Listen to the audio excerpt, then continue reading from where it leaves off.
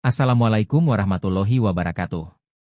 Salah seorang ulama Indonesia Kiai Haji Muhammad Hasyim Asy'ari pada tahun 1871 sampai 1947 berhasil mencetuskan prinsip hubbul watani minal iman atau cinta tanah air adalah bagian dari iman.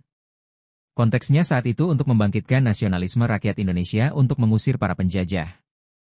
Kiai Hasyim Asy'ari adalah ulama yang mampu membuktikan bahwa agama dan nasionalisme bisa saling memperkuat dalam membangun bangsa dan negara.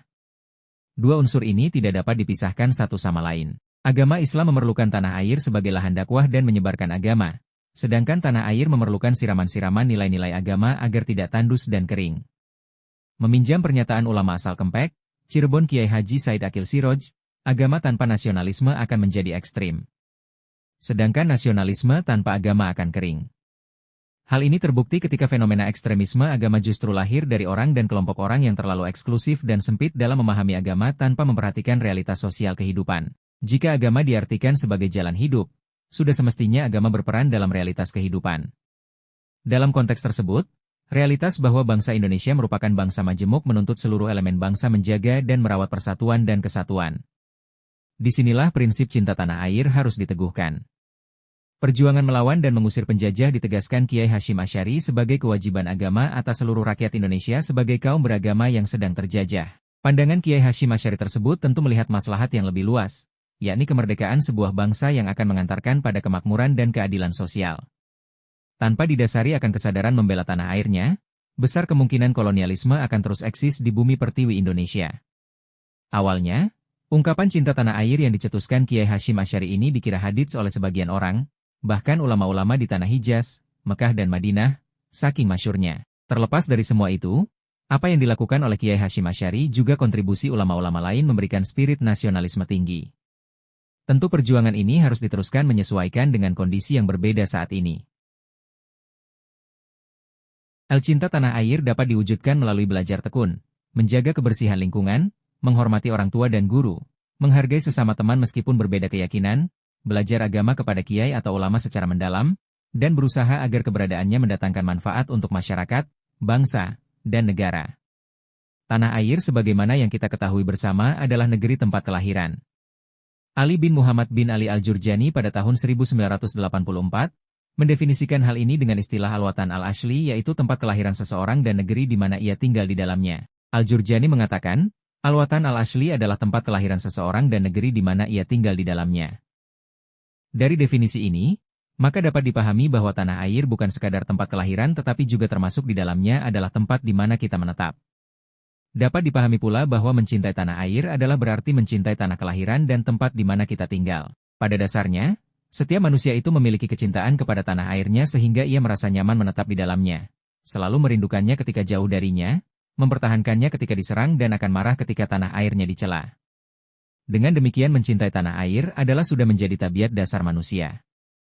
Kesimpulannya adalah bahwa mencintai tanah air bukan hanya karena tabiat, tetapi juga lahir dari bentuk dari keimanan kita. Karenanya, jika kita mengaku diri sebagai orang yang beriman, maka mencintai Indonesia sebagai tanah air yang jelas-jelas penduduknya mayoritas muslim merupakan keniscayaan.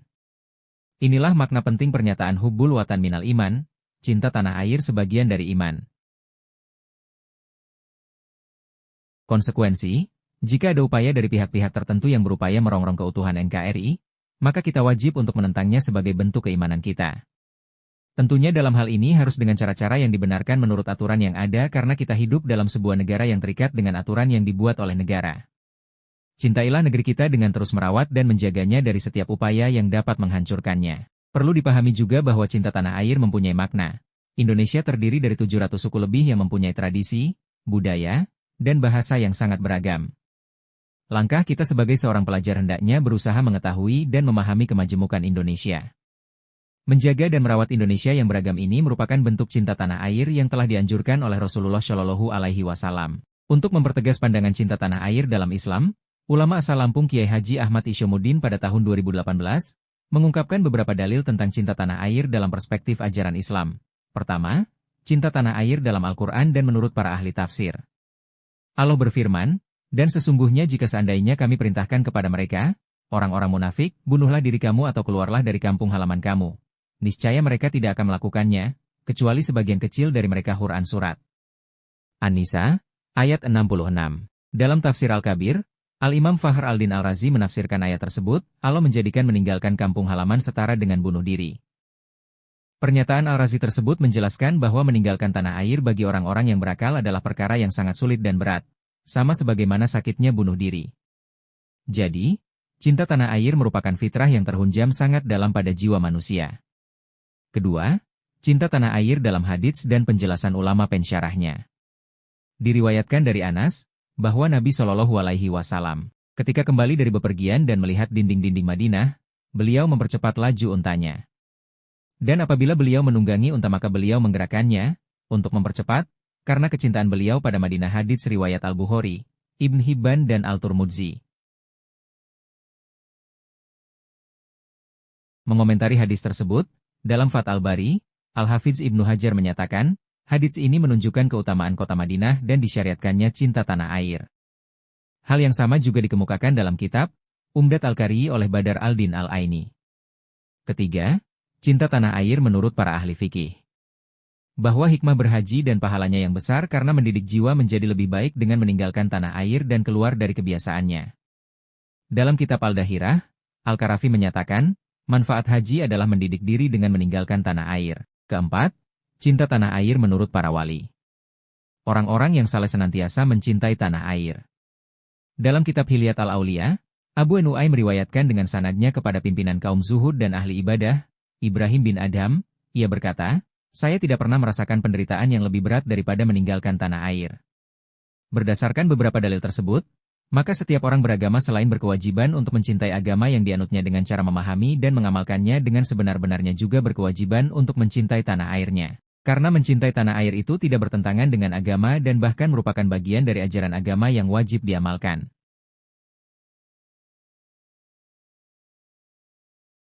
Orang yang beragamanya benar dan cinta terhadap tanah airnya akan selalu memerhatikan keamanan tanah air, tempat hidupnya, kampung halamannya.